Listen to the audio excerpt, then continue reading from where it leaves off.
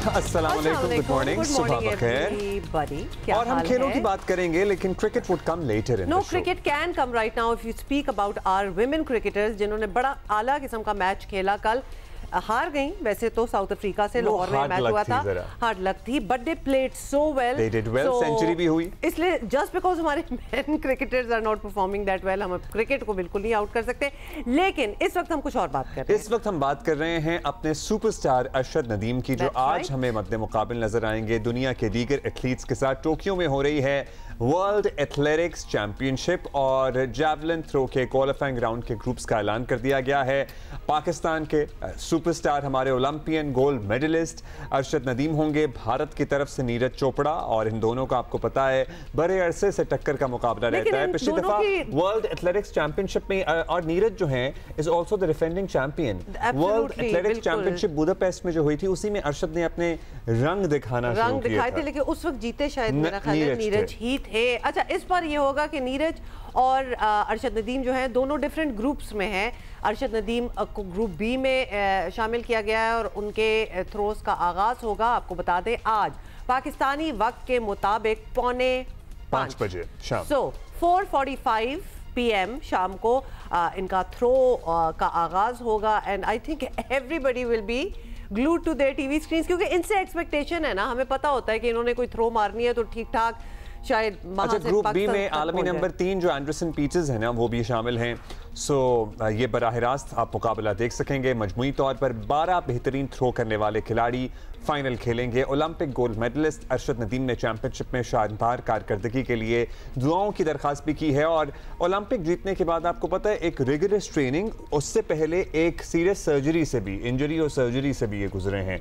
सो हमारी तमाम दुआएं तो बड़ा ही प्यारा उन्होंने एक अपना मैसेज भी दिया कि क्वालिफाइंग राउंड खेल रहा हूं और मेरे लिए दुआ करें कि अच्छा परफॉर्म करके फाइनल के लिए क्वालिफाई करूं। भाई हमारी दुआएं, हम literally we are depending on you, क्योंकि हमारे स्पोर्ट्स में वैसे तो माशाल्लाह हमारे स्पोर्ट्स पर्सन जहाँ जहाँ खेल रहे हैं बहुत अच्छा कर रहे हैं, लेकिन जो आपने हमारे लिए किया है वो वहाँ तक अभी तक कोई नहीं पहुँच सका। So we are with you, we are praying for you and will be watching. अच्छा, एक आपको पता है ना कि नीरज चोपड़ा और अरशद नदीम का एक बड़ा ब्रदरली, एक बड़ा अच्छा सा बॉन्ड भी था। ओलंपिक्स में भी हमने देखा, उससे पहले भी हमने देखा। आपने नीरज जब सिल्वर मेडल लेकर गए थे तो उनकी वालिदा तक का इंटरव्यू था और उन्होंने कहा था कि क्या हुआ, अरशद भी अपना ही मुंडा है। बिल्कुल। और नीरज की मदर का भी कुछ ऐसा ही कहना था। All that in today's circumstances is also very important, क्योंकि आपको पता है भारत की तरफ से सरकार की सतह पे इस पॉलिसी को परसू किया जा रहा है, इसको तरवीज दी जा रही है, इसको बढ़ाया जा रहा है कि जितनी नफरतें फैला सकते हो फैलाओ। तो हमने एटलीस्ट क्रिकेट में तो वो देखा है, मतलब सामने हमारे तो अभी रिसेंट एग्जांपल भी है। लेकिन आई पर्सनली एम होपिंग कि वहाँ अरशद और नीरज चोपड़ा के बीच में ऐसी कोई चीज़ ना हो, बिकॉज या तो थोड़ा सा हमारा फेथ इन ह्यूमैनिटी हमारा ख़त्म होता जा रहा है। मतलब दो लोग अगर एक दूसरे से अच्छे तरह ताल्लुकात हैं, फैमिली के भी अच्छे ताल्लुकात हैं, दोस्ती भी है सालों की, तो फिर क्यों just for the sake of it लड़ाई क्यों पड़े? हालांकि they are competitors and still get along. हमने लड़कियों की परफॉर्मेंस की सर्टनली बात करनी है, लेकिन इफ्स एंड बट्स हमारे एशिया कप में आगे बढ़ने से इसलिए जुड़ गए थे क्योंकि पाकिस्तान ने एक उसूली मौक़िफ़ अपना लिया था। एशिया कप में आज पाकिस्तान का मुत्तहिदा अरब अमारात के खिलाफ मैच स्केड्यूल्ड है। अब ज़रा ये बता रहे हैं कि हमारे मैच में वो वाले रेफरी नहीं होंगे, इसलिए हम मैच ज़राए के मुताबिक मोस्ट लाइकली खेलेंगे। तो आपको पता ही है कि जी पाक भारत मैच में जो सूरत हाल बनी, उसके बाद आज के मैच पर सब नजरें हैं कि पाकिस्तानी टीम ग्राउंड में मैच खेलने आती भी है या नहीं। लेकिन अब्दुल्ला का कहना है कि ज़राए कह रहे हैं कि आ जाएंगे। वैसे I have my I don't know opinion about it. Pakistan कह चुका है कि मैच रेफरी एनरी पाइक्राफ्ट को अगले मैच से ना हटाया गया तो पाकिस्तान एशिया कप के मजीद मैचेस नहीं खेलेगा। जरा ये बता रहे हैं कि पाक भारत मैच के तनाज़े के बाद एनरी पाइक्राफ्ट को पाकिस्तान के मैचेस से हटाए जाने का इम्कान अब रोशन है। यूएई के खिलाफ एक सेकंड, लेकिन कोई रेप्रिमांड भी तो करना चाहिए था, बिकॉज जो उन्होंने किया वो ठीक नहीं किया था। रेप्रिमांड तो एक्चुअली सूर्या कुमार यादव पे भी होना चाहिए, वो चले दूर की बात होगी, वो जिन्होंने करना होगा वो करेंगे, लेकिन मैच रेफरी को तो रेप्रिमांड करना चाहिए, नॉट जस्ट कि जी ये तो एक स्लैप ऑन द रिस्ट वाली बात होगी कि चलो पाकिस्तान वाले मैचेस में ना जाना।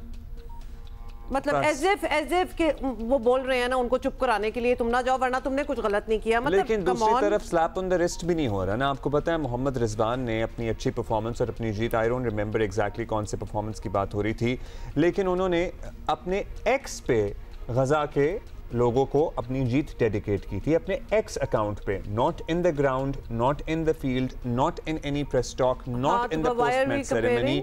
उस पे भारतीय क्रिकेटर्स ने वावेला मचाया था और आईसीसी को टैग कर करके लिखा था कि is this allowed, is this allowed. और उन्होंने, उनके अपने कप्तान ने मैच जीतने के बाद पोस्ट मैच सेरेमनी में अपनी आर्म्ड फोर्सेस का भी जिक्र कर दिया, डिफरेंट वाकयात का भी जिक्र कर दिया जो दोनों मुल्कों, दो न्यूक्लियर पावर्स के बीच पे जंग का बायस बन गए, और कोई रेप्रिमांड नहीं है। मतलब ये थोड़ी सी इस बात की तकलीफ नहीं होती है कि कितना आपने अगर सरीहन खिलाफवर्जी है, आपने कोई आर्म बैंड्स पहने हो ना मैच के दौरान, उस पे रेप्रिमांड करते हैं, उस पे फाइन्स लग जाते हैं। कुछ आपने कोई और टी शर्ट वगैरह नीचे पहनी हो, जो कि हमने देखा है in the past as well, उस पे मैच फीस भी आपको गंवानी पड़ती है, पार्ट ऑफ इट। मतलब बहुत प्रेसिडेंसेस हमने पहले देखे हैं, इस बार कुछ हुआ ही नहीं।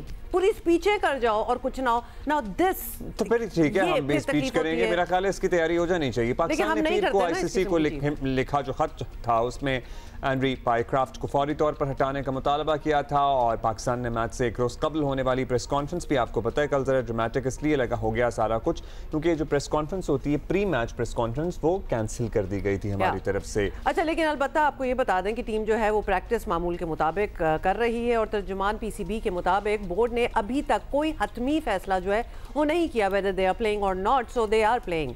आज हतमी फैसला कर लिया जाएगा। दूसरी तरफ भारतीय टीम के 14 सितंबर के इक़दाम पर भारत में भी तनकीद हो रही है। गुड, शुक्र है कि some sense prevails over there as well. भारतीय पंजाब के वजीर आला ने मोदी सरकार को आड़े हाथों लेते हुए कहा है कि अजीब दोहरा मयार है कि पाकिस्तान से मैच खेलना है और हाथ भी नहीं मिलाना। मतलब you know I was thinking about it कि अगर प्रॉब्लम होती तो जिस बॉल से खेला जा रहा है वो सारे यूज कर रहे हैं ना, उसको हाथ भी ना लगाओ। मतलब फिर बिल्कुल ही परछाई भी ना डालो ना पाकिस्तान की अपने ऊपर, हर चीज से बॉयकॉट करो। अच्छा, उन्होंने बड़ा एक अहम मामला उठाया कि उन्होंने ये सब कुछ तो हो रहा है लेकिन हमें करतारपुर नहीं जाने की इजाजत मिल रही। सुने जरा उन्होंने क्या कहा, सुनिए जरा। तो ये बड़े ग्रीवेंसेस उस साइड पे भी हैं। अच्छा, इसके अलावा ऐसी इतलात भी आ रही हैं कि एशियन क्रिकेट काउंसिल की मैच रेफरी एंडी पाइक्रॉफ्ट के हवाले से तहकीकात मुकम्मल हो गई हैं, और पता चला है कि मैच रेफरी पाइक्रॉफ्ट ने एंड टॉस के वक्त सलमान अली आगा को माइक जो है म्यूट करके बात सुनने का कहा।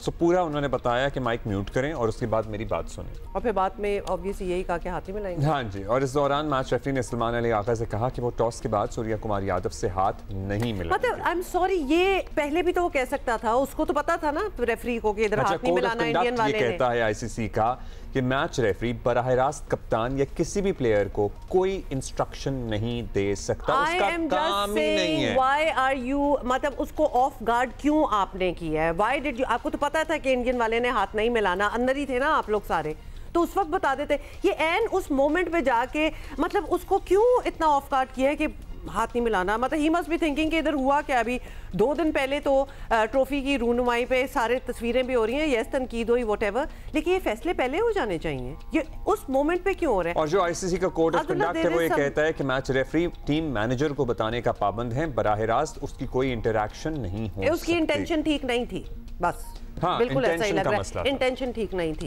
इन्फ्लुएंस भी था, एंड सर्टेनली इन्फ्लुएंस था, चाहे वो बीसीसीआई का था या बीसीसीआई के ज़रिए असर है आईसीसी, उसका इन्फ्लुएंस था। क्या था? राशिद लतीफ़ भाई हमारे साथ मौजूद हैं, और Yahya Hussaini is also with us. Yahya, अच्छा, याया भाई के पास खबर है होगी, बात करेंगे। ऑब्वियसली खबरें तो हर किसी के पास ही होती है, लेकिन याया इज आल्सो ओवर देयर।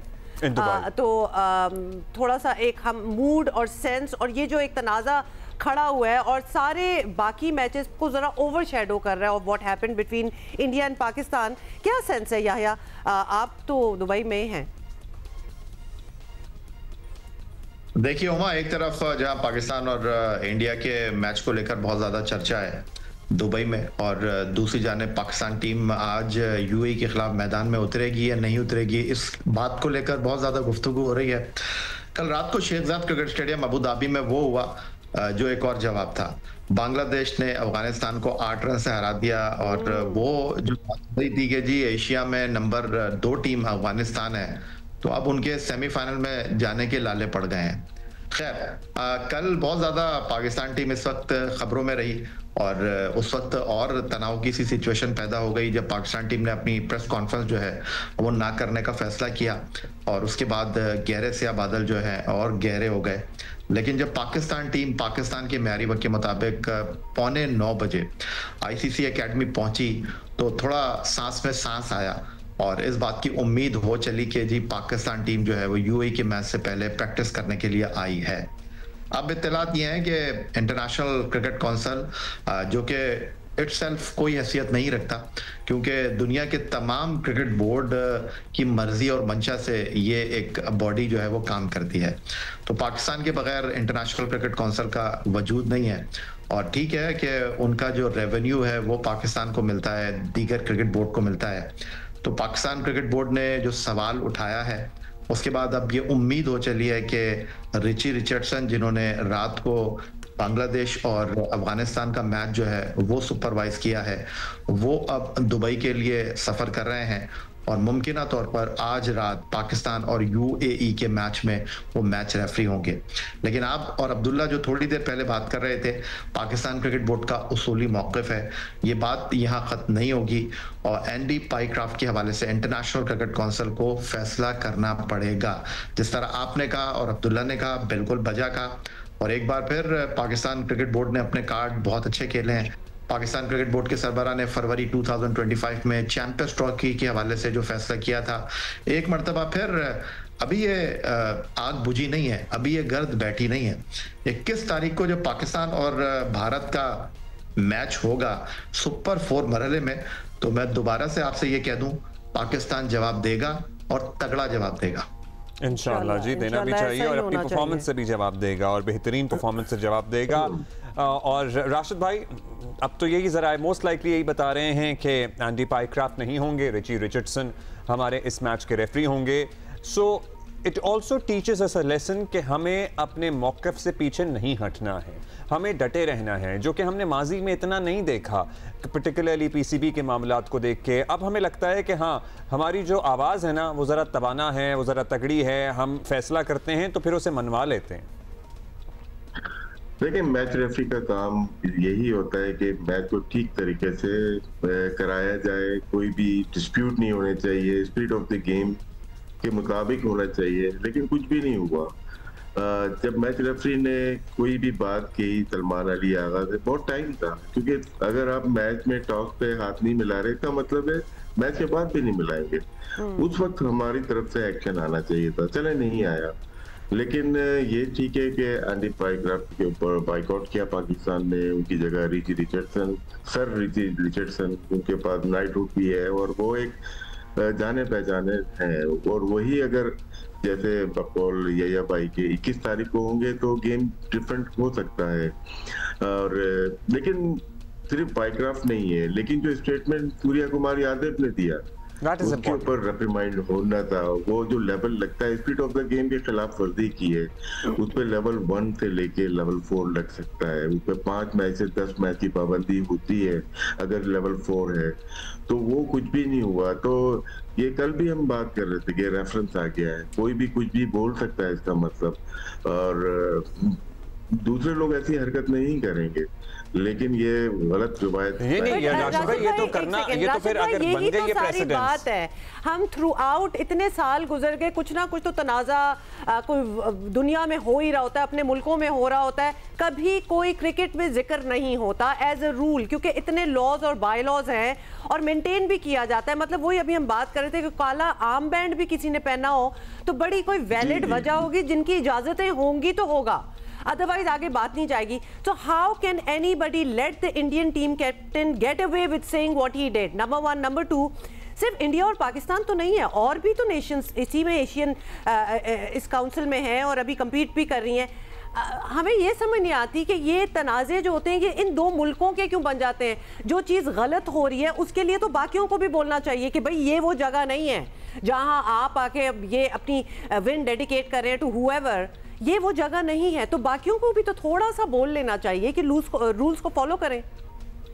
कोई भी नहीं बोलेगा। इवन वर्ल्ड कप में देखा होगा या चैंपियन ट्रॉफी में ऑस्ट्रेलिया इंग्लैंड भी पीछे से पाकिस्तान को सपोर्ट कर रहे थे, सामने तो कोई भी नहीं आया ना, क्योंकि सबके स्टेक उसमें है। अभी इंग्लैंड इंडिया का की 5 टेस्ट सीरीज मैचेस की सीरीज हुई, तो इंडिया पाकिस्तान के अलावा तो बायलैटरल सबसे खेल रही है।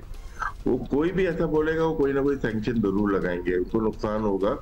आपने मंकी गेट स्कैंडल सुना होगा एंड्रू साइमंड का, उसमें वायलेशन की थी हरभजन सिंह ने, ठीक है ना, उसको उसने बोला था, लेकिन बाद में उसने डिफरेंट चीज पंजाबी की लैंग्वेज में पेश करके वहां से वो बरी उजमा हो गए थे। तो ऐसी चीजें हुई जहाँ पे रिकी पॉन्टिंग और ऑस्ट्रेलियन क्रिकेट बोर्ड कुछ नहीं कर सका था, क्योंकि उनके स्टेक्स होते हैं मिलियंस ऑफ डॉलर्स के होते हैं। तो फिर तो ये सिस्टम ही फ्लॉड है ना, ये तो हेजेमनी है फिर।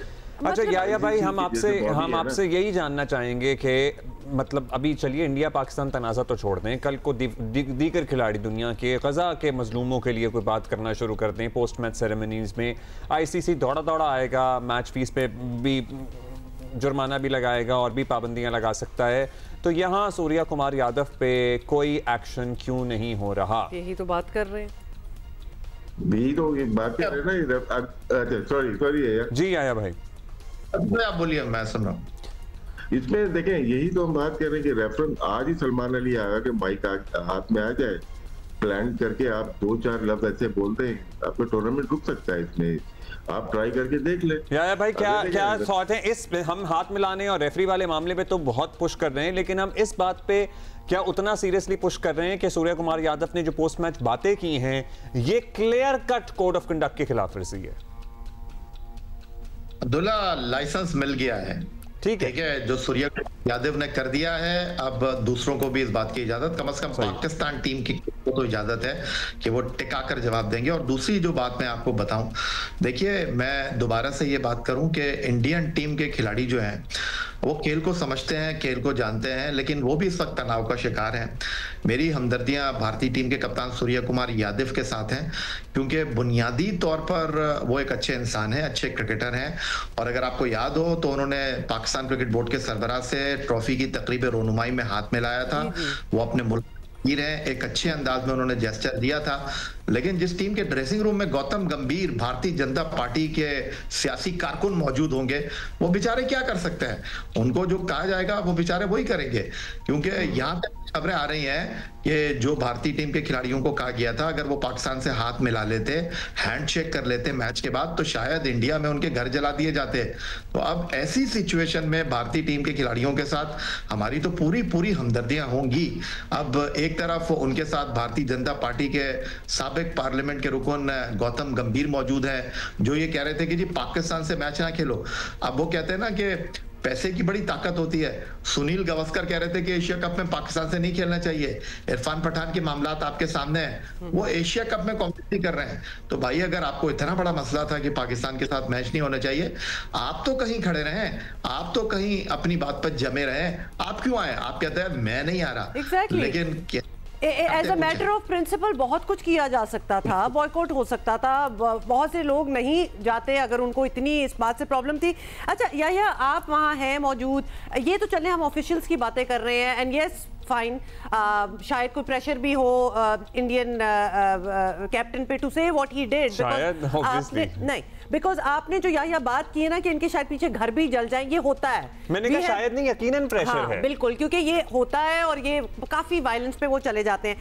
आम जनता जो है, आम आवाम जो है, आप दुबई में हैं, आप मिले हैं लोगों से, पाकिस्तानी भी, इंडियंस भी, आपस में उनकी दोस्तियां भी हैं, वहाँ क्या सेंस है? ऑब्वियसली जिन पे कोई प्रेशर नहीं है, they can say what they want to say. उन पे ये प्रेशर है कि जिस मुल्क में वो रहते हैं वहाँ सियासत नहीं कर सकते। हाँ, लेकिन एनीवे आपकी बातचीत हुई, क्या आपको क्या सेंस मिला? देखिए उमा, मेरे लिए तो बड़ी हैरानकुन बात थी कि जो तनाव था मैच से पहले कि जी इंडिया बाइकआउट कर देगा, इंडिया ये कर देगा, इंडिया वो कर देगा। मैं मैच से पहले जब नीचे गया तो कनाडा से एक साहब आए थे, उन्होंने कहा आपको बहुत हमने सुना है, उन्होंने मेरे साथ तस्वीर बनवाई, उन्होंने कहा यार मैच देखने के लिए आए हैं। मैच के बाद मैं नीचे उतरा और वहां पर भी मैंने लोगों को बहुत भाईचारे के साथ गुफ्तगू करते हुए देखा। कोई किसी का रिकॉर्ड नहीं लगा रहा था। वो कह रहे थे यार बेस्ट फिशेस, आपकी टीम खराब खेली, उम्मीद करते हैं कि अगले मैच में आपकी टीम अच्छा खेलेगी। इवन मेरे बराबर में मीडिया बॉक्स में पुणे से एक जर्नलिस्ट आए हुए थे, वो बैठे हुए थे और वो ये कह रहे थे कि यार ये कब तक रोना गाना चलता रहेगा। और वो इस बात को भी अंडरस्टैंड कर रहे थे कि जो भारतीय हुकूमत है वो गलत कर रही है। वो कह रहे हैं पड़ोसी ऐसे नहीं करते। तो बहुत ही अफसोस की और हैरानकुन बात है। और दूसरी तरफ, एक तरफ आपका कप्तान दूसरे कप्तान से हाथ नहीं मिला रहा by force, on the other side जब दोनों मुल्कों के तराने बज रहे थे तो सिर्फ मैदान में लोग खड़े नहीं थे बल्कि मीडिया बॉक्स में भी लोग खड़े हुए थे। हाँ, एक दो जो यूट्यूबर्स थे या सोशल मीडिया इन्फ्लुएंसर थे, उनको तक जो है वो मीडिया एक्रेडिटेशन भारत के मिल चुका है और उनकी जो लैंग्वेज थी वो जरा डिफरेंट थी। वो ऐसे बातें कर रहे थे जैसे गली मोहल्ले के बच्चे बातें करते हैं मीडिया बॉक्स में। लेकिन जो सेंसेबल सीनियर साफी थे उनके साथ हमारी बड़ी अच्छी बात हुई। वो बहुत अच्छे अंदाज में गुफ्तगू कर रहे थे और ग्राउंड के बाहर कोई तनाव नहीं है। अगर मैं आपसे कहूं तो इसमें कोई दो राय नहीं है। सोशल मीडिया पे तो आपको पता है ना, हर हद तक कोई भी जा सकता है क्योंकि व्यूज चाहिए होते हैं। वो व्यूज हैं, वो बॉल गेम ही अलग है। राशिद भाई, अच्छा चलिए coming back to the game plan, हम अब एक तनाज़ा भी हो गया, सारा कुछ है, अब तो हमें और ज्यादा मोटिवेटेड होना है। मतलब हम बहैसियत कौम, बहैसियत क्रिकेट फैंस बहुत मोटिवेटेड हैं। We have a lot to prove, we have a lot to do. So हम चाहते हैं कि हम अब बस वो करें जो दुनिया देखे अब। So starting from today, let's consider this a new start. What should be our strategy?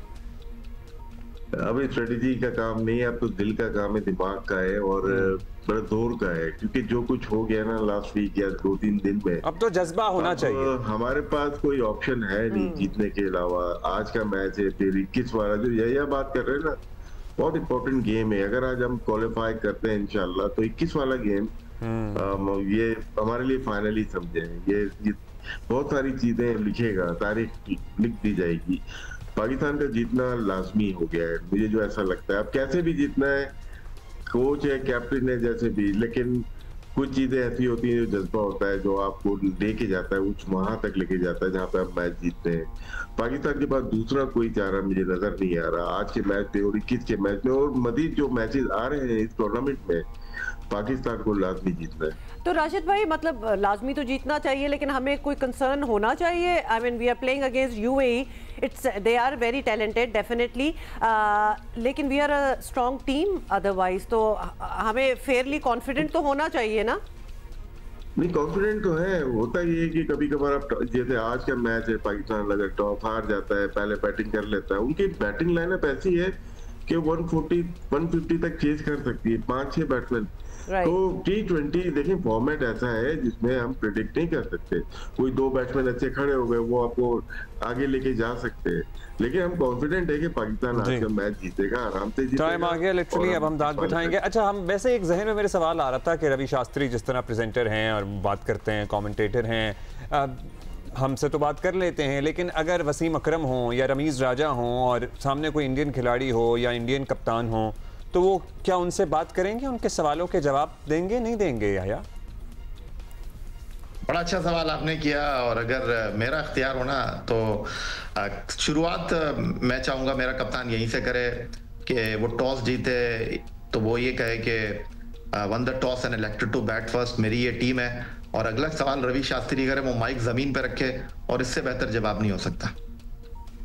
चलिए लेट्स सी क्या होता है। मतलब हम बड़ा एक फिल्मी आइडियाज दे रहे हैं बहुत सारे, चाहते हैं कि एक ऐसी रिडेम्पशन हो हमारी और एक फिल्मी किस्म की एंडिंग हो and you know definitely we should win. और मतलब हमारी रिप्रेजेंटेशन भी हो ना, फिर हम वसीम अकरम को बुला लें, रमीज़ राजा को बुला लें, एंड भी हमारी साइड पे बड़े स्ट्रॉन्ग स्टॉलवर्ट्स हैं।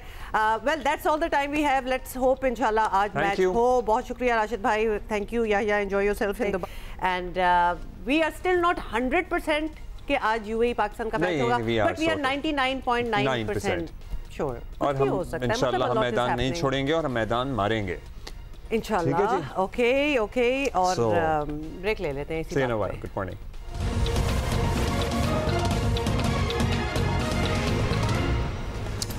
भाई सुनिए, पाकिस्तान की एंटरटेनमेंट इंडस्ट्री यूं तो बहुत ज़बरदस्त काम कर रही है, लेकिन जो अब होने जा रहा है ना वो सब बदल देगा। बात कर रहे हैं जियो टीवी के आने वाले सीरियल केस नंबर 9 की, और इस प्रोजेक्ट से मुंसलिक शख्सियात के नाम ही देख के पता लग जाता है कि लेवल ही कुछ और है। हाँ, लेवल तो कुछ और है, नाम भी देख के, और फिर जो आजकल प्रोमोज वगैरह चल रहे हैं वो भी आप देख सकते हैं। खुदा और मोहब्बत और खाई वाले वजाहत हुसैन का नाम किसी तारुफ का मोहताज नहीं है। और फैसल कुरैशी को तो मतलब जानते ही हैं, मतलब ये सारे नाम लेंगे तो आपको पता चल जाएगा। ये सारे अगर if they all come together तो आप सोच ही ले कि क्या होने वाला है। सबा कमर से बेहतर अदाकारा आमना शेख का कमबैक ऑन टेलीविजन। आमना शेख भी हैं, नूरुल हसन हैं, बहुत से नाम हैं जो बड़े फेमिलियर भी हैं। और सबसे ख़ास बात तो आपको पता ही है कि ये बतौर राइटर शाहजेब खानजादा का पहला ड्रामा सीरियल है। So that is a very big thing and there are high expectations from it as well. तो जी ये स्टार्ट हो रहा है ड्रामा, और ये वही शाहजेब खानजादा हैं, रात वाले जियो वाले, जो मुकम्मल तहकीक और एतमाद के बगैर कुछ नहीं करते। इज देयर एनी अदर, मतलब ऑब्वियसली वन एंड ओनली। तो जी केस नंबर 9 है और ये स्टार्ट होगा Abdullah 24th of September next week. So don't miss. इसका अब फाइनली पूरा ट्रेलर आ गया है, देखें, और हफ्ते में 2 दिन है ये। केस नंबर 9 का नया ट्रेलर भी आपके साथ शेयर करेंगे और हसास मौजू है। अच्छा, ऑलरेडी ट्रेलर से ना हमने जब देखा तो Abdullah and me we started talking and there is so much to say and talk about that. लेकिन पहले आप देखें, सवाल बहुत अहम है, साबित कैसे करोगी तुम, ये बहुत बड़ी लाइन थी, because that is actually the crux of any rape case. So, और वो कहती हैं कि मैं साबित करूंगी, और ये आपने देखना है कि वो कैसे साबित करेंगी। केस नंबर 9 में 24 सितंबर से हफ्ते में 2 दफा। अभी हम ब्रेक ले रहे हैं, ब्रेक के बाद मिलते हैं।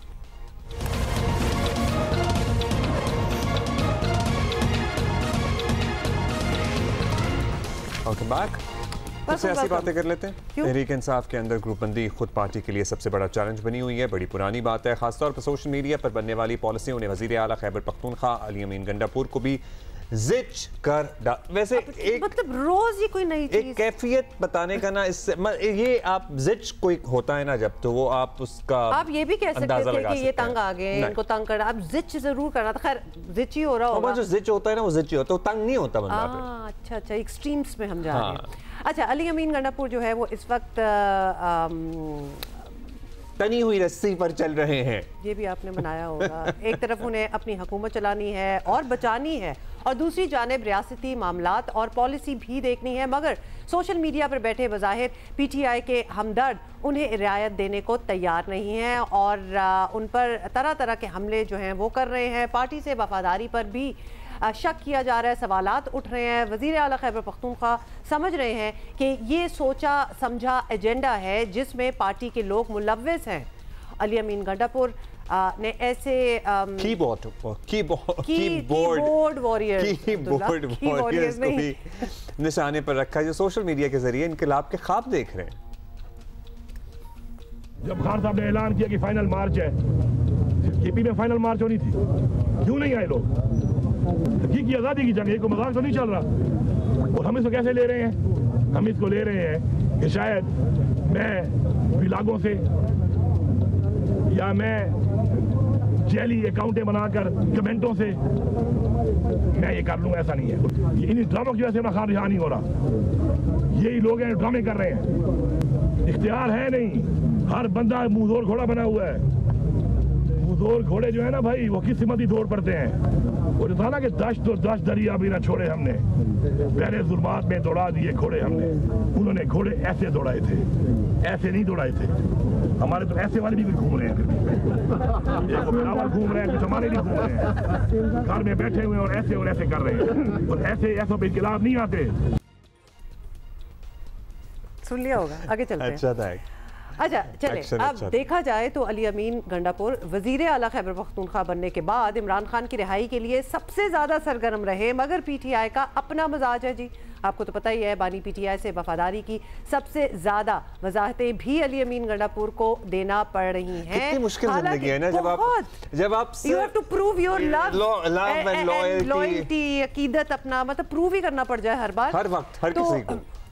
कल भी इमरान खान से मुलाकात के लिए अडयाला जेल वो गए, लेकिन उन्हें मिलने की इजाज़त नहीं दी गई। वज़ीर आला खैबर पख्तूनख्वा का कहना था कि जितनी कोशिशें उन्होंने बानी पीटीआई की रिहाई के लिए की हैं किसी ने नहीं की। और लेकिन वज़ीर आला हैं, उनका ज़ाहिर राबता है। नहीं, साथ उनका कहना था कि रियासत से लड़ा तो नहीं जा सकता। एग्जैक्टली क्या कहा, देखें।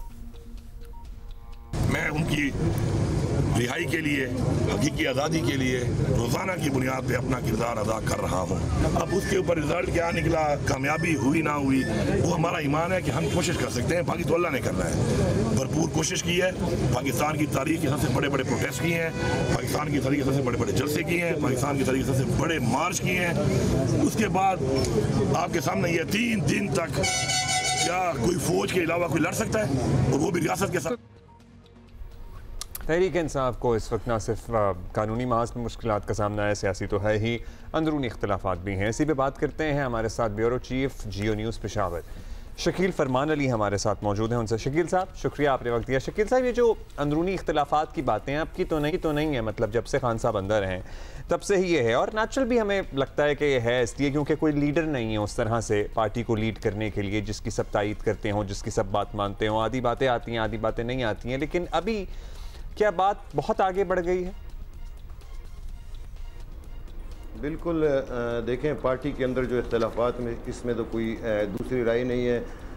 देखें जुनैद अकबर साहब के वज़ीर आला अली अमीन गंडापुर साहब का जो ग्रुप है, उनके साथ जो है शुरू से ही इख्तलाफात चले आ रहे थे, और अब भी आप देखें कि पार्टी के अंदर पीछे रहकर जो है दूसरे लोगों को आगे किया जाता है, और उन इख्तलाफात को जो है कन्वर्ट किया जाता है कि कभी एक रुकन के ज़रिए बात की जाती है, कभी दूसरे। और आप देखें कि इनके जो पार्टी हालिया इजलास हुए हैं, इस्लामाबाद में हुए हैं, KP पेशावर में भी जो है एक इजलास हुआ था, उसमें भी जो है खुल के इख्तलाफात सामने आए हैं दोनों ग्रुपों की जानिब से।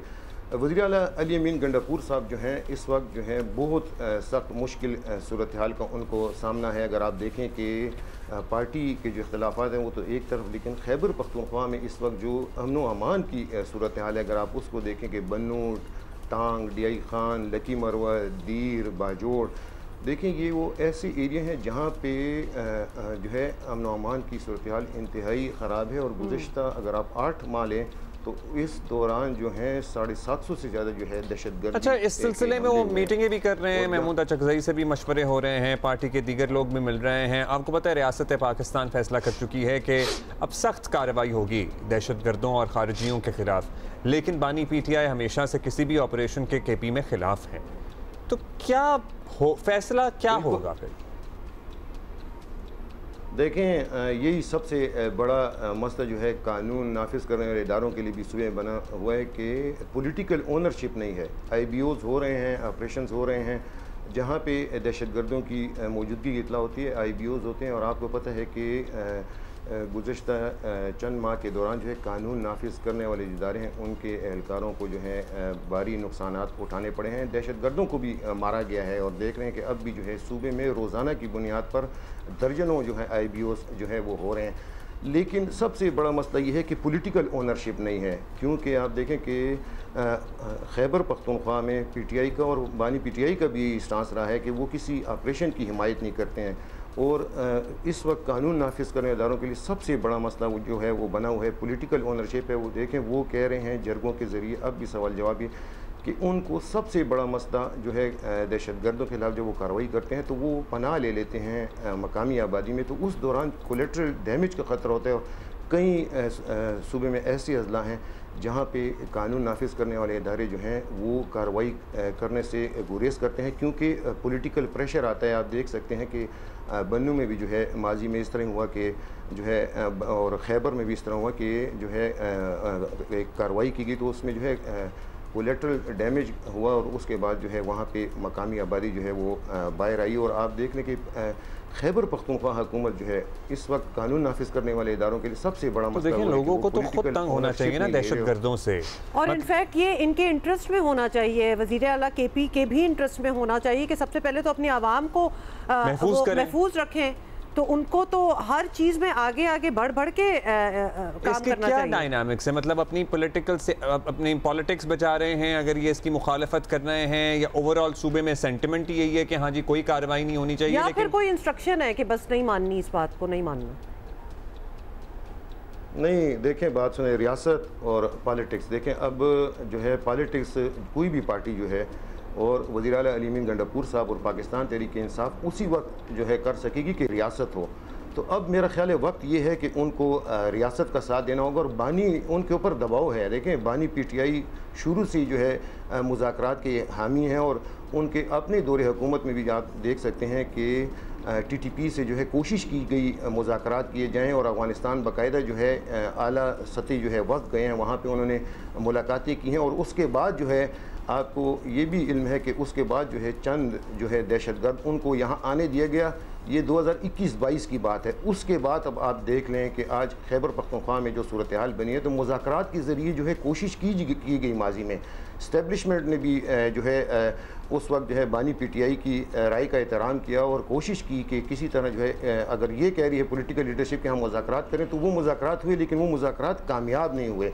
तो अब भी जो है पाकिस्तान तहरीक इंसाफ, मेरे अपनी ज़ाती राय यही है कि अंदर जो होता है आला हुकाम की जो मीटिंग्स होती हैं, उनमें जो है पाकिस्तान तहरीक इंसाफ के मेरे अपने जो है ज़राए उनके मुताबिक MNAs, MPAs और जो है इवन वज़ीर आला ने भी जो है अंदर हामी भरी है कि आप इंटेलिजेंस बेस्ड ऑपरेशन करें और आप जो है दहशतगर्दों का बड़ा मुश्किल है ये मरहला सभी के लिए, क्योंकि ज़ाहिर है एक तरफ कार्रवाइयाँ हो रही हैं हमारी सिक्योरिटी फोर्सेस के खिलाफ, हमारे पुलिस वालों के खिलाफ शुरू हो रही हैं, हमारे अफसरान जवानों की। दूसरी तरफ जो हम कार्रवाई करना चाहते हैं रियासत पाकिस्तान या फ़ौज पाकिस्तान, उसकी पॉलिटिकल ओनरशिप सिफर है, उसको नहीं उस तरह से जो सूबाई हुकूमतें ओन कर रही।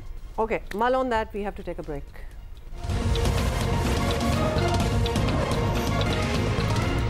Okay, back. सैलाब से मुताल्लिक अपडेट देंगे आपको। पंजाब से सैलाबी रेले अब सिंध तक पहुंच चुके हैं और इस वक्त सखर बैराज पर ऊंचे दर्जे का सैलाब है। कश्मोर और शिकारपुर के कच्चे के इलाके सैलाब की जद में हैं।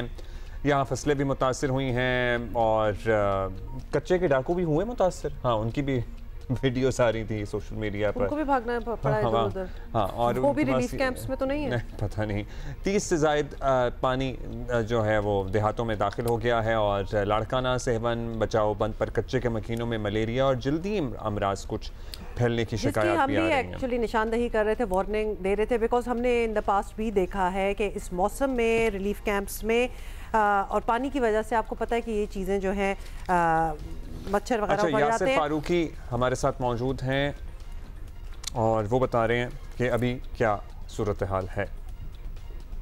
जी बिल्कुल, मैं इस वक्त सखर बैराज के मुकाम पे मौजूद हूँ जहाँ पे गुज़िश्ता रोज से ऊंचे दर्जे के सैलाब की सूरत हाल है। मैं आपको दिखाना चाहूंगा कि ये सखर बैराज का अप स्ट्रीम है जहाँ पे गुड्डू बैराज से ऊंचे दर्जे का सैलाबी रेला आ रहा है। सामने आपको लैंसडाउन ब्रिज नजर आ रहा होगा। ये पानी तेजी से सखर बैराज की जानिब आता दिखाई दे रहा है और अभी मैं आपको अप स्ट्रीम दिखा रहा हूं। अब हम डाउन स्ट्रीम की जानिब चलते हैं।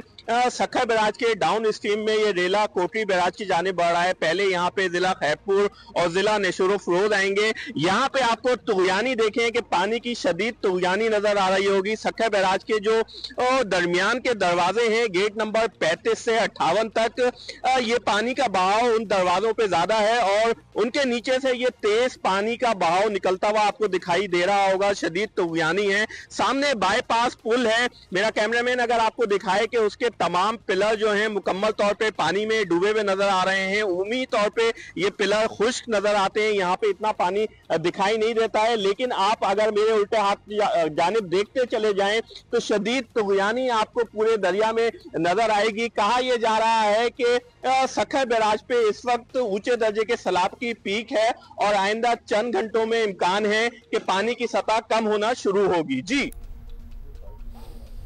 पानी का लेवल देखें और वाकई वो सही कह रहे थे यासिर कि कभी भी इस तरह पानी नज़र नहीं आता। पिलर्स भी प्रॉपर नज़र आ रहे होते हैं और usually I mean this is a rare sight. अच्छा, लाड़काना के कच्चे के इलाके भी मुतासिर हुए हैं, वहाँ से हमें अपडेट कर रहे हैं साबिर शाह। जी, मैं इस वक्त लाड़काना सेवन बंद के आकिल आगानी लूप बंद पर मौजूद हूँ और यहाँ पर इस वक्त 5,40,000 क्यूसेक का रेला गुजर रहा है। इतने बड़ी तादाद में रेला गुजरने के बावजूद कच्चे के इलाके से लोग महफूज मकाम पर मुंतकली नहीं कर रहे। इंतज़ामिया की जानिब से बार बार उन्हें हिदायत की गई है कि वो महफूज मकाम पर मुंतकिल हों, लेकिन उनका कहना यह है कि ये पानी अभी उनके लिए ख़तरे का बायस नहीं है। दूसरी जानिब डिप्टी कमिश्नर लाड़काना ने सैलाब के पेश नज़र ज़िले भर के तमाम प्राइमरी स्कूलों को इमदादी मरकज़ में तब्दील कर दिया है। PPHI की जानिब से आकिल आगानी लूप बंद के साथ साथ मुख्तलिफ इलाकों में गश्ती यूनिट कायम कर दिए गए हैं ताकि लोगों को इलाज मुआलजे की सहूलत हासिल हो सके। दूसरी जानिब बताया गया है कि कच्चे के इलाके में जल्दी अमराज में इजाफा हुआ है और इस हवाले से PPHI की खुसूसी टीमें वहाँ का दौरा कर रही हैं। सैलाब की एक कैफियत आइंदा चंद रोज़ तक जारी रहेगी और हुक्काम का कहना है कि अब पानी जो है वो उतरना शुरू होगा। जी बहुत शुक्रिया। और साबिर शाह हमें लाड़काना से रिपोर्ट कर रहे थे। Thing seems to be in order, at least ये लग रहा है और ऐसा ही रहे। कश्मीर से हमें मुकेश रुपैता बता रहे हैं। जी बिल्कुल, मैं इस वक्त दरिया सिंध के गुड्डू बैराज के मकाम पर मौजूद हूँ और गुड्डू बैराज में गुज़िश्ता 5 रोज से ऊंचे दर्जे की सैलाबी सूरत बरकरार है। ताहम जो है गुज़िश्ता 48 घंटों से यहाँ पर गुड्डू बैराज में पानी की सतह में कमी होना शुरू हो गई। गुड्डू बैराज कंट्रोल रूम के मुताबिक गुड्डू बैराज में पानी की सतह में मुसलसल 2 रोज से कमी आ रही है और इस वक्त जो है गुड्डू बैराज कंट्रोल रूम के रिकॉर्ड के मुताबिक जो अप स्ट्रीम है 5,81,000 है और डाउन स्ट्रीम जो है 5,51,000 रिकॉर्ड क्यूसेक की गई है। इस वक्त यहाँ पर गुड्डू बैराज में पानी की सतह मुसलसल 2 रोज से कमी हो रही है और यहाँ पे जो पानी सक्खर की तरफ जा रहा है तो के बचाव बंद पे जो है पानी का दबाव बढ़ रहा है। ताम जिला इंतजामिया और महकमा आबाशी के अमलदारों का ये कहना है कि वहाँ पर टीमें अलर्ट हैं। जो काम मरम्मत का जो काम है वो तेज़ी से जारी है और जो ये पानी कच्चे को डूबता हुआ सक्खर की तरफ जा रहा है। कश्मीर के जो कच्चे के इलाके हैं बड्डानी, दुरानी मर, गुबलो और शिकारपुर के कड़ी तेगो, चक और दीगर जो इलाके हैं वो मुसलसल इस पानी की लपेट में है और लोगों को जो है ज़िला इंतजामिया की जानिब से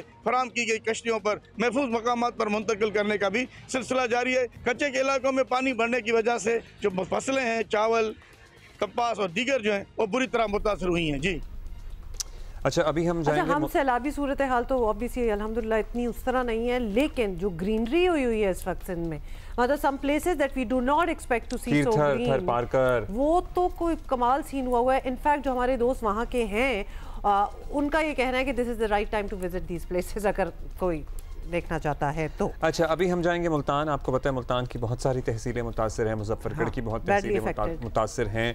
जौदत नदीम हमें मुल्तान से अपडेट दे रहे हैं।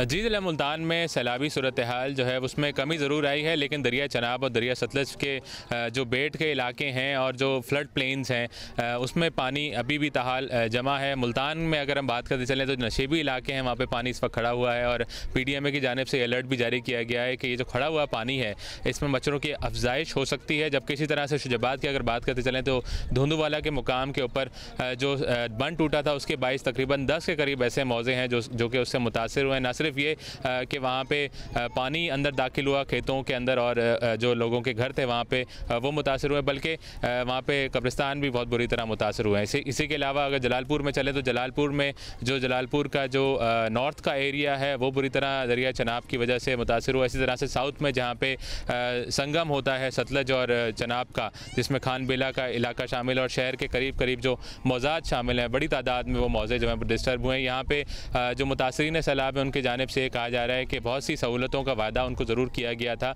लेकिन अभी भी जो है उनको सहूलतें नहीं दी गई। यहाँ पे मुल्तान की अगर बात करते चलें तो मुल्तान में सैलाबी जो सैलाब से मुतासरीन अफराद उनको ये भी कहा गया है कि चंद दिनों तक उनको जो है उनके घरों तक वापस जाने दिया जाएगा, लेकिन अभी तक जो है वो हमें जो नज़र आ रहा है कि पानी यहाँ पे सूख नहीं रहा है। चूँकि मौसम भी अभी कुछ मुतदिल है और इतनी ज़्यादा गर्मी नहीं पड़ी, तो जो पानी की सूरत हाल है वो मुश्किल जो है पैदा करती जा रही है सैलाब मुतासरीन के लिए। अभी भी वक्त लगेगा। इस बात पे भी हमने पॉइंट आउट किया है कि इतना ज़्यादा पानी मतलब where is it going to go, evaporate होगा, मतलब उसको टाइम लगेगा, इतनी जल्दी तो फिर ये पानी नहीं निकलने वाला। और हमारे कॉरेस्पॉन्डेंट्स भी हमें यही रिपोर्ट कर रहे हैं। बहावल नगर से हमें ज्वाइन कर रहे हैं Fahad Shafiq. Let's go over there. जी बिल्कुल, बहावलनगर दरिया सतलुज में पानी की सतह में कमी आना शुरू हो गई है और जो एक ऊंचे दर्जे का स्लाब था उसमें कमी वाक़या हुई है और बुका पतन के मकाम पर इस वक्त 4 से 5 फुट तक पानी में कमी हुई है। ऊंचे दर्जे का स्लाब जो है वो गुजर तो गया है, लेकिन इसने बहावलनगर की जो दरियाई पट्टी थी जो कि 140 किलोमीटर पर मुश्तमिल थी उसमें शदीद तबाही मचाई है, जिसमें 7000 घरों को नुकसान पहुंचा है। 1 लाख से जायद अफराद ने जो है वो नकल मकानी करके वो महफूज मकामात तक मुंतकिल हुए हैं। इसी तरह 1,40,000 एकड़ पर खड़ी फसलें जो थी, जिसमें कपास की फसल थी, मकई की फसल थी, तिल की फसल थी और सबसे ज्यादा जो धान की फसल थी वो मुतासिर हुई है। तकरीबन 50,000 जानवर भी जो है उन्हें भी नकल मकानी करवाई गई है और महफूज मकामात तक मुंतकिल किया गया है। अभी कुछ लोग जो है वो महसूर हैं पानी के इर्द गिर्द, चारों तरफ उन आबादियों में पानी है, लेकिन ज़िले इंतजामिया की जानिब से उन्हें जो है वो खुश्क राशन पहुंचाया जा रहा है, उनके जानवरों के लिए चारा दिया जा रहा है। दूसरी जानिब फ्लड रिलीफ जो कैंप कायम किए गए हैं वहाँ पर मुतासिरीन सैलाब की बहुत बड़ी तादाद जो है वो इस वक्त रह रही है, जहाँ पर जानवरों का चारा दिया जा रहा है, मुतासिरीन के लिए खाना भी दिया जा रहा है, मेडिकल की सहूलियात भी मुयसर की जा रही है और जानवरों के लिए जो मेडिकल की सहूलियात है वो भी मुयसर की जा रही है। अब सबसे बड़ा जो चैलेंज है वो रिहेबिलिटेशन का चैलेंज है कि जब ये पानी उतर जाएगा तो वहाँ के रहने वाले लोग जो हैं वो किस तरह जो है वो दोबारा काश्तकारी शुरू करेंगे, क्योंकि वहाँ जो है वो रेत बहुत ज्यादा हो गई है, क्योंकि 5-5, 6-6 फुट जो है वो रेत ने डेरे डाल लिए हैं उन जमीनों पर, क्योंकि दरिया के पानी के साथ जो है वो रेत आती है। इसके अलावा जो उनके मकानात है जिन्हें शदीद नुकसान पहुंचा है वो दोबारा तामीर कैसे होंगे, और इसके अलावा जो उनके मवेशी थे उनके लिए जो चारा था वो भी सैलाब की नजर हो गया, तो वो चारा जो है वो उन्हें कैसे मुहैया किया जाएगा। तो ये चैलेंजेस हैं जो ज़िले इंतजामिया को यहाँ पर दरपेश होंगे। दूसरी जानिब मुतासिरीन सैलाब खासे परेशान नजर आ रहे हैं क्योंकि उनके रोजगार जो था वो या तो खेती बाड़ी था या फिर माल मवेशी पाल कर जो है वो गुजारा करते थे, लेकिन ये दोनों रोजगार जो है वो बहुत ज्यादा मुतासिर हुए हैं। सैलाब तो चला जाएगा लेकिन जो इमदादी कार्रवाइयाँ हैं उसमें तेजी लाने की जरूरत है। मुतासिरीन की जानिब से ये भी मुतालबा किया जा रहा है कि हुकूमत को चाहिए कि सर्वे करें और दोबारा रिहेबिलिटेशन का जो प्रोसीजर है उसे तेज किया जाए। जी और राइट देयर यू गो। चलें जी, ये सब कुछ आपने देख लिया है। अब इंतज़ार यही है कि पानी जो है वो भी ज़रा ऊपर जाए, कुछ डैमेजेस का तखमीना लगाया जाए, रिहेबिलिटेशन जो प्रॉपर तरीके से है वो शुरू की जाए, लोग अपने घरों को वापस जा सकें और अगर घर नहीं है तो उनकी रीबिल्डिंग भी हो। मैसिव प्रोजेक्ट जो है जो कम्युनिकेशंस का निज़ाम तबाह हुआ है ना, पर्टिकुलरली अगर हम पंजाब की बात करें, सड़कों की मरम्मत में भी अभी वक्त लगेगा। जैसे मोटरवे की ही बारे में बताया गया कि जब तक पानी नहीं उतरता उस पर काम ही नहीं शुरू हो सकता। इसी तरह बड़े शहरों की बात कर लें, कराची में आपको पता है जो बारिश हुई थी उससे जो सड़कें ऑलरेडी ख़राब थी, जो रही सही थी वो भी ख़राब हुई। जगह जगह गड़े पहले भी थे, फिर और बढ़ गए, फिर घंटों ट्रैफिक जैम भी रहा, परेशानी तो डेफिनेटली थी। लेकिन आज के कराची की तस्वीर जो है वो पहले से तबाह हाल बेहतर है कि नहीं बेहतर, ये भी बड़ी एक चीज़ है। हम कितनी डिटेल में जाएं, बिकॉज जो कराची आता है, जो ना भी आया हो उसको कराची के बारे में उन्होंने ज़रूर सुना होगा। जिस लेवल पे होना चाहिए इस मेट्रोपॉलिटन सिटी को, we are not close to that. कहीं कहीं काम शुरू हो गया। अमीन अनवर हमारे साथ हैं, उनसे मालूम करते हैं। अमीन बताइएगा, ज़ाहिर है मल्टीपल एजेंसीज़ हैं, मल्टीपल लोग हैं, मल्टीपल इदारे हैं जिनको इस शहर के लिए काम करना चाहिए और काम होता हम देख भी रहे हैं, लेकिन उस मयार पे भी एक सवालात होते हैं कि किस क्वालिटी का काम हो रहा है, क्या हो रहा है, कहाँ काम होता हुआ आपको नजर आ रहा है? जी बिल्कुल, कराची शहर में बारिशों के बाद जो मसाइल का सामना करना पड़ रहा है शहरियों में, उसमें सबसे बड़ा मसला जो है वो सड़कों की खस्ता हाली है। जगह जगह सड़कें जो है वो उनकी हालत ख़राब है, गड्ढे पड़ चुके हैं और हमने देखा है कि कराची की जो सूरत हाल है इसका ज़िम्मेदार कोई एक इदारा नहीं बल्कि बहुत सारे जो इदारे हैं, सिविक एजेंसीज़ हैं जिसमें कंटोनमेंट बोर्ड्स हैं, TMC चेयरमैन हैं, उसके बाद KD है और उसके बाद KMC है। ये तमाम इदारे जो हैं मिलकर इन्होंने काम करना होता है इस शहर की जो सड़कें हैं और इसके इंफ्रास्ट्रक्चर को बेहतर करने के लिए। दौद नाज़माबाद के इलाके हैं जहां पर ये सड़कों की बहाली का काम शुरू हुआ है। मेयर कराची ने भी इलाके का विज़िट किया कुछ दिन पहले और उन्होंने जो सड़कें हैं और उसके साथ साथ मेन शाहराहों के अलावा जो गली मोहल्ले की जो गलियाँ हैं, सड़कें हैं, उन्हें बेहतर करने के लिए वहाँ पर काम का जो सिलसिला है वो शुरू कर दिया गया है, लेकिन वो उस बड़े पैमाने पर सड़कों की बहाली का काम नहीं किया जा रहा है। अगर हम बात करें ज़िला शर्की की तो जो सबसे बड़ा यहाँ पर मंसूबा BRT रेड लाइन है वो शहरियों के लिए वबाले जान बना हुआ है। हम देखते हैं कि सुबह सवेरे का जो वक्त होता है यहाँ पर 4 से 5 शहर की बड़ी यूनिवर्सिटीज़ मौजूद हैं, स्टूडेंट्स को आना और जाना होता है। इसके बाद दफातर आने वाले शहरियों को भी काफ़ी मुश्किलात का सामना करना पड़ता है। ख़ास तौर पर गुज़िश्ता चंद रोज़ से वफाकी उर्दू यूनिवर्सिटी के सामने जो है वो पानी की एक लाइन टूटी हुई है, जिसके बाद कई इंच 1 फीट तक जो पानी है, वो पानी की लाइन का क्या स्टेटस है? उससे तो जाहिर है ट्रैफिक भी जाम हो रहा था, पानी भी ज़ाया हो रहा था, बहुत से इलाकों को पानी की सप्लाई भी क्या मुतासिर थी, उसकी मरम्मत हो गई, इन प्रोसेस है, क्या अपडेट है अमीन उसकी?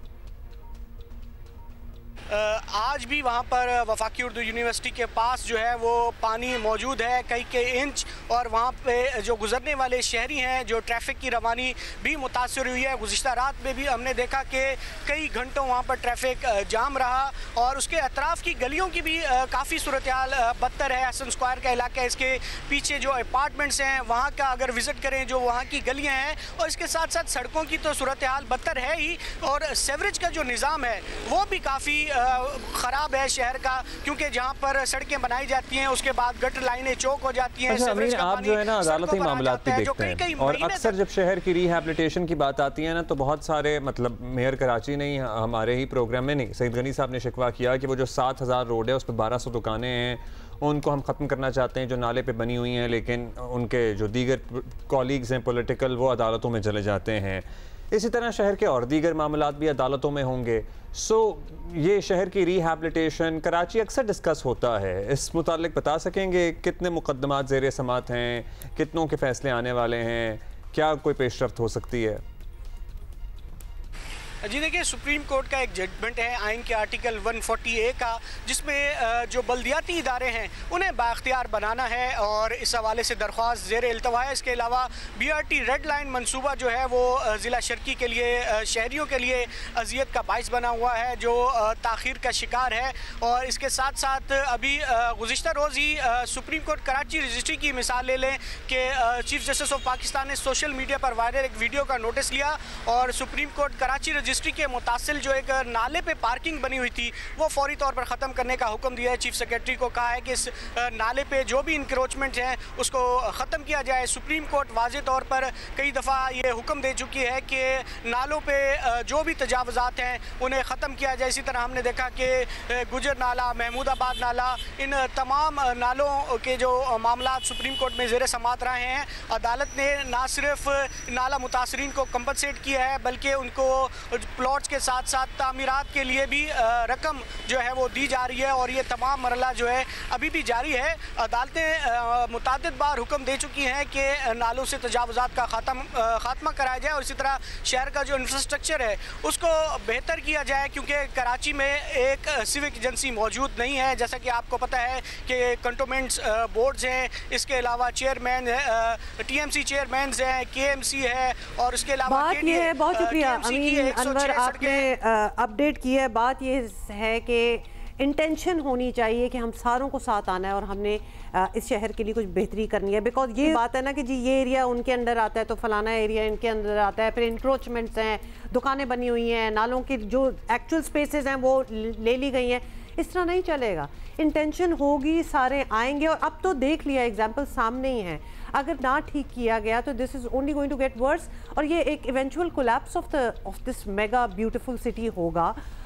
तो अब अगर सुप्रीम कोर्ट के डायरेक्टिव्स भी आ चुकी हैं उनको भी माने, और ये सब लोग होना बहुत और सब मिल के करें, सब मिल के करें। हम पहले भी इस बात पर जोर देते हैं कि when unless everybody come together, sit together, discuss issues together, चाहे वो सारे कंटोनमेंट्स हों, CBC हो, KDO हो, KPT हो, KMC हो। अदरवाइज नेक्स्ट अब्दुल्ला बारिश होगी ना और निकाल पड़ेगा तो प्लीज ना फिर कंप्लेन कोई करे, ऐसा तो फिर चलेगा।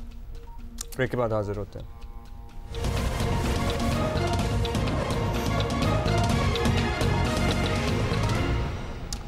जी, दूध एक ऐसी चीज़ है जो हर कोई इस्तेमाल करता है, ख़ासतौर पर बच्चों के लिए भी ज़रूरी होता है, और न्यूट्रिशन का बड़ा अहम ज़रिया है सबके लिए, बच्चों के लिए, बड़ों के लिए प्रोटीन का ज़रिया है।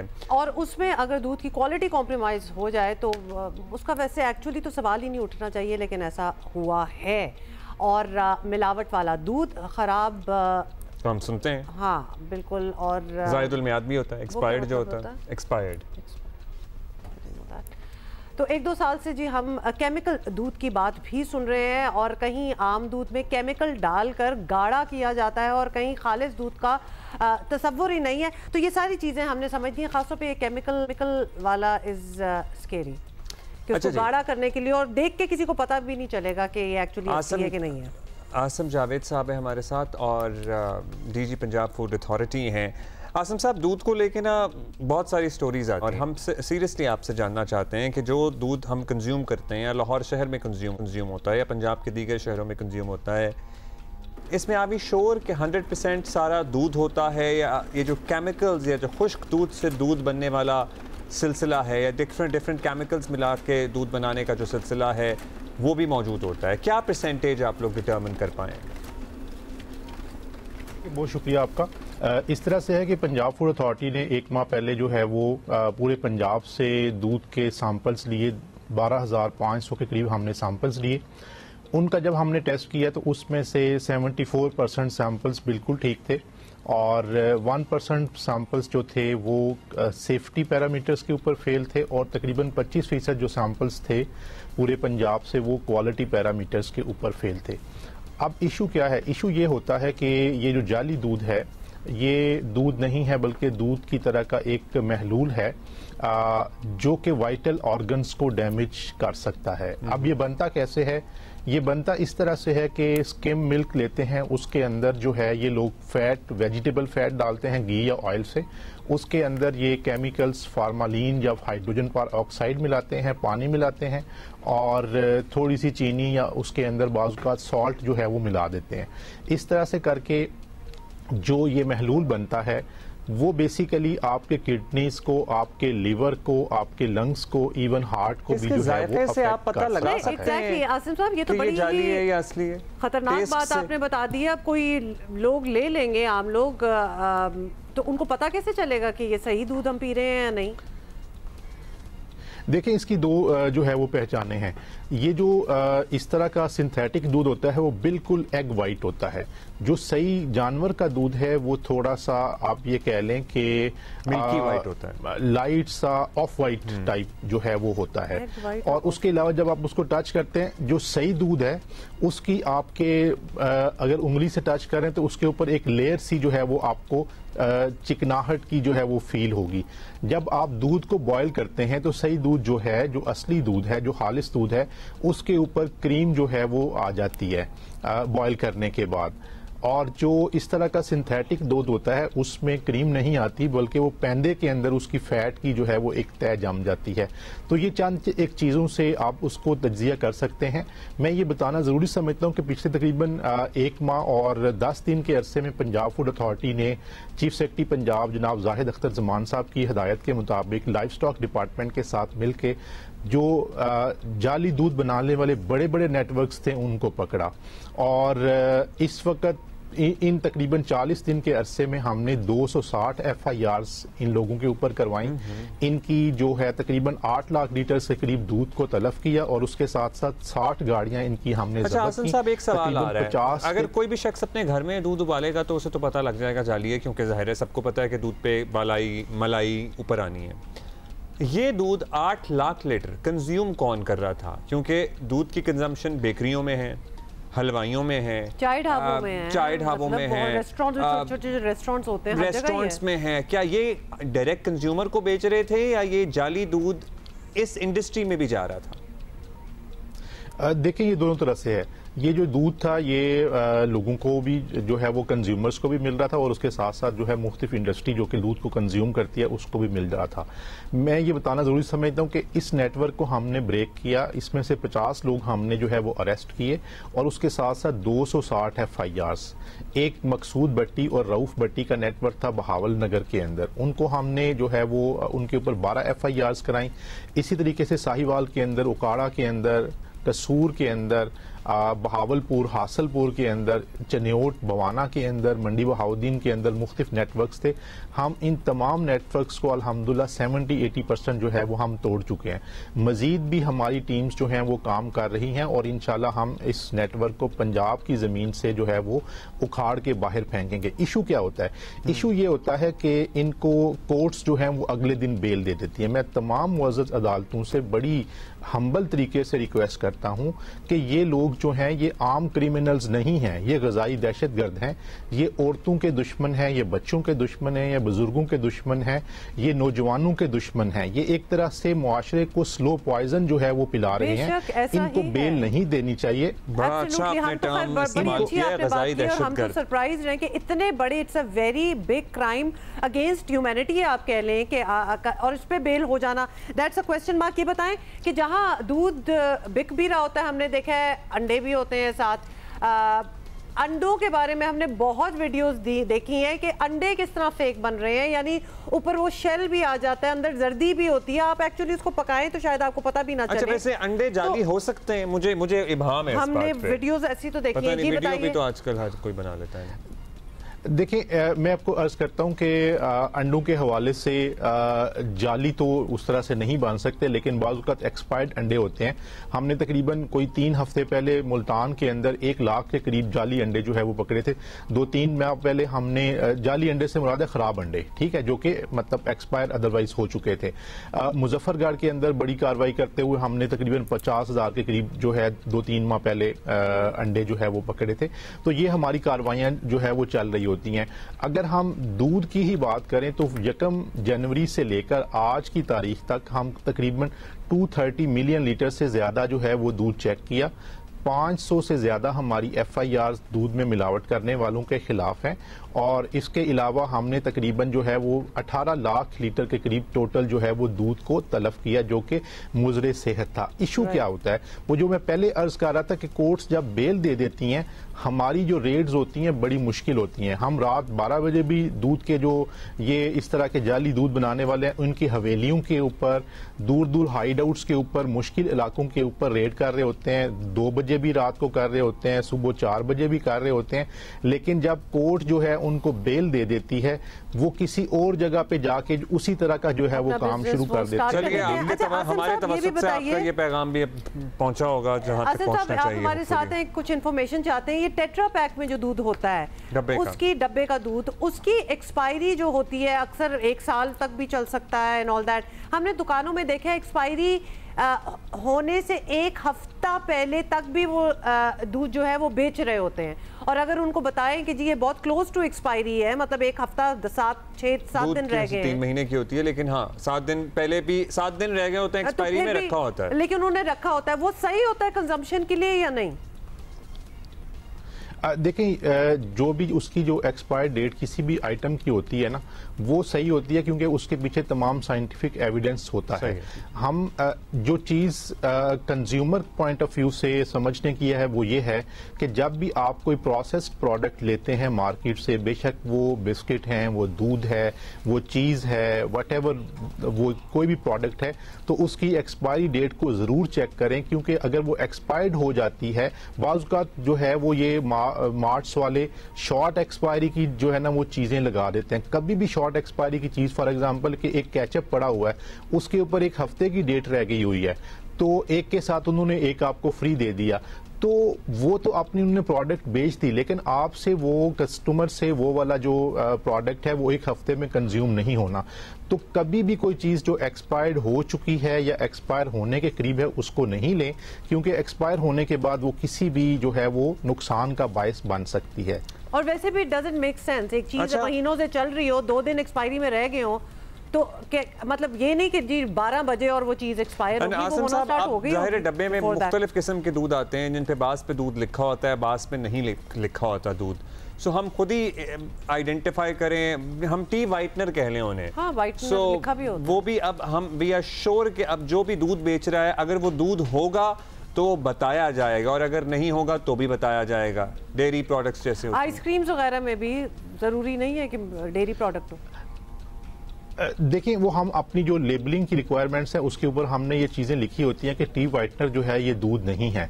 जिसने भी उसको सेल करना है तो वो अपने उसके पैकिंग के ऊपर लिखेगा कि ये दूध नहीं है। इसी तरह से आपकी जो मुख्तलिफ प्रोडक्ट्स हैं जो कि अदरवाइज प्रोडक्ट्स तो किसी न किसी जो है वो फॉर्म के अंदर होती हैं, लेकिन उनको डिस्क्लोज करना ज़रूरी होता है कि इस प्रोडक्ट को आप दूध ना समझ रहे हैं या आप कोई मेजर प्रोडक्ट नहीं समझ रहे। तो ये हमारी लेबलिंग की जो है ना वो रिक्वायरमेंट्स होती हैं, इनको हम इंश्योर जो है वो करवाते हैं। और कस्टमर्स के लिए इसमें जो है वो जो है समझने की बात ये है कि कभी भी टी वाइटनर जो है वो दूध नहीं होता। बच्चों के जो स्पेशली फूड्स होते हैं वो एक सब्स्टिट्यूट होते हैं, वो माँ के दूध का नेमुल बदल नहीं होते, वो जस्ट एक तरह से क्या कह सकते हैं कि एक वो फूड है जो उनको थोड़ी सी एक वक्ती तौर पे जो है ना वो एक फूड जो है फराहम कर रहे हैं। बहुत शुक्रिया आसिम साहब, हमसे बात आपने आसिम जावेद साहब, DG Punjab food authority, thank you sir. Be warned, मतलब अब आपने देख लिया और तरीका भी देख लिया कि किस तरह पता चलेगा कि दूध असली है कि नहीं असली। अच्छा जी, यहाँ तो हमारे पास फूड है, खाना है, ग़िज़ाइयत है जिसकी कंजम्पशन की बात हो रही है, लेकिन गज़ा में लोग वैसे शहीद किए जा रहे हैं, फिर भूख से इसके अलावा मर रहे हैं। इजरायली फ़ौज ने गज़ा शहर में ज़मीनी कार्रवाइयाँ अब शुरू कर दी हैं, टैंक आ गए हैं, मज़ीद 90 फ़लस्तीनी शहीद हो गए हैं। जर्मनी यूरोपीय यूनियन की ने मजम्मतें की हैं। यूरोपीय यूनियन खारजा पॉलिसी सरबराह ने कहा है कि ज़मीनी हमला गज़ा की संगीन सूरत हाल को मज़ीद बदतर कर देगा। यूरोपीय कमीशन के आज होने वाले इजलास में इसराइल पर पाबंदियाँ भी मुतवक्के हैं। कनाडा ने कहा है कि गज़ा पट्टी पर इसराइल का ज़मीनी हमला खौफनाक है। इजरायली हमला इंसानी बहरान को मजीद संगीन बनाता है। इसराइल को बैनुल अक़वामी कवानीन की पासदारी करनी चाहिए। ज़्यादातर हाँ ऑब्वियसली ज़्यादातर यही कह रहे हैं और कह के शायद चुप भी हो जाएंगे, बिकॉज ज़मीनी वो जो सारा है अटैक और जो मरहला वो it has already begun, it is happening. तो अब उसके बारे में वार्न करना कि ये हुआ तो फलाना हो जाएगा, इट्स गोइंग ऑन। और हमने 2 साल में ये भी देख लिया है कि इजरायली किसी को नहीं सुनने को राजी, उन्होंने वो करना है जो करना है और बाकी कोई कुछ कर नहीं सकता। How helpless is the world. Very help मतलब हेल्पलेस क्या, सब देख रहे हैं। नहीं, और हम कोई और वर्ड नहीं यूज करते, they are pretending to be helpless. अगर कुछ कर सकते तो करो, अगर नहीं कर रहे तो यू आर हेल्पलेस। नहीं, हेल्पलेस तो वो होता है ना जो लाचारगी में आए, ये सब कुछ कर सकते हैं लेकिन जानबूझ के कुछ नहीं कर रहे। फिर मेरे पास एक और भी बड़ा अच्छा वर्ड आ रहा है, ब्रेक के बाद हाजिर होते हैं।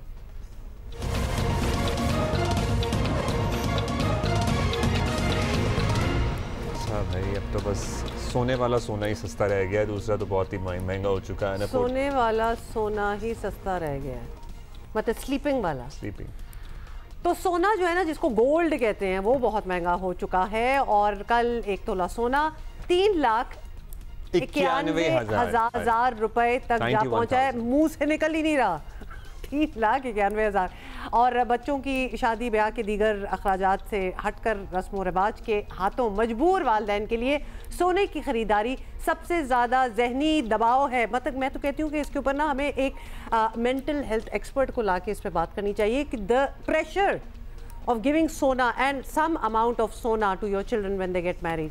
This is too much. Times were not so tough. I remember growing up. Sona was also not that expensive. वही तो मैं कह रहा हूँ, people used to give gold on weddings. And a lot मतलब, of gold. Mostly all the middle class families could afford giving gold to their बहू बेटियाँ. Yeah.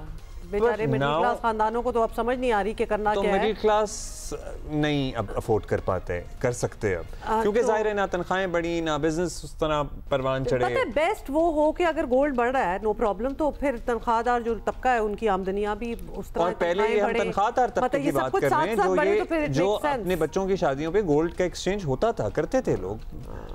मतलब कुछ ना कुछ जरूर होता था। तो रियाज एंडी हमारे साथी और हमें बताएंगे कि कहाँ पे जाएगा मामला। रियाज, पाकिस्तान में सोने की कीमत मतलब बुलंद तरीन सतह पे पहुंच गई है, वजह बताई जा रही है इंटरनेशनल मार्केट में इजाफा। अब वहाँ क्या वजह है सोना महंगा होने की? देखिए जी, सोने की कीमत बढ़ने की मल्टीपल इंटरनेशनल रीजन है। नंबर 1 तो ये कि डॉलर की कदर इस साल 11% गिरी है। सेंट्रल बैंक सोना बाई कर रहे हैं, स्पेशली चाइना, इंडिया, तुर्की। इन्फ्लेशन का जो फियर है इंटरनेशनली वो दोबारा से इमर्ज हो रहा है, बढ़ रहा है। इसके अलावा जो जियोपॉलिटिकल टेंशन है वो आपको नजर आ रही है। खुद अमेरिका के अंदर अमेरिकी सदर और फेडरल रिजर्व के अंदर एक टेंशन नजर आ रही है।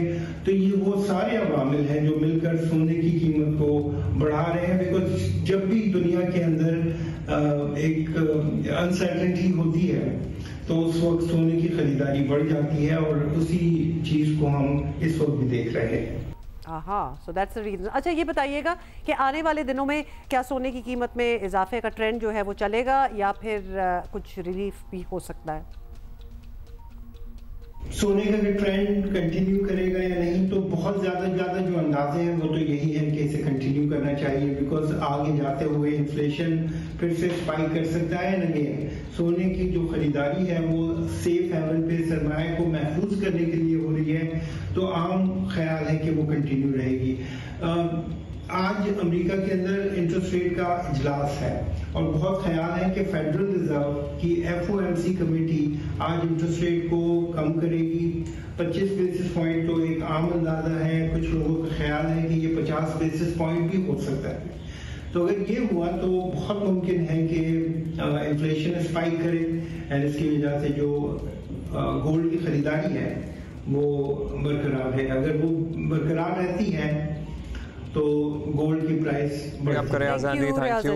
अच्छा जल्दी से खबर है, वज़ीर आज़म शहबाज शरीफ 3 मुल्की दौरे पर, बहुत अहम दौरा इनका, रवाना हो गए हैं। वज़ीर आज़म इस्लामाबाद से सऊदी अरब के लिए रवाना हुए हैं। रियाद में उनके इस्तकबाल की तैयारियां भी मुकम्मल हैं। सऊदी फरमरवा समेत दीगर अहम शख्सियात से मुलाकातें होंगी। फिर इनका अमरीका भी जाने का इरादा है, वहाँ भी एक अहम तरीन मुलाकात मुतवक्के है। और इससे पहले इन्होंने सरकारी टीवी में इफ्तिताह किया था और PTV होम के नाम से। Okay, PTV home is there, so Pakistan TV digital के नाम से। थोड़ी सी कंफ्यूजन ये थी कि PTV का क्या वो इफ्तिताह होगा, डिजिटल का इफ्तिताह इन्होंने किया था जस्ट अ व्हाइल बैक, और अब वो अपने दौरे के लिए रवाना हो गए। जो खित्ते की सूरत हाल है, जो दुनिया की सूरत हाल है, बड़ा अहम दौरा है। पाकिस्तान आपको पता है ख़ास अहमियत रखता है इन तमाम तर हालात में। अभी हम आपसे इजाज़त लेंगे and we gonna be catching you tomorrow इंशाल्लाह।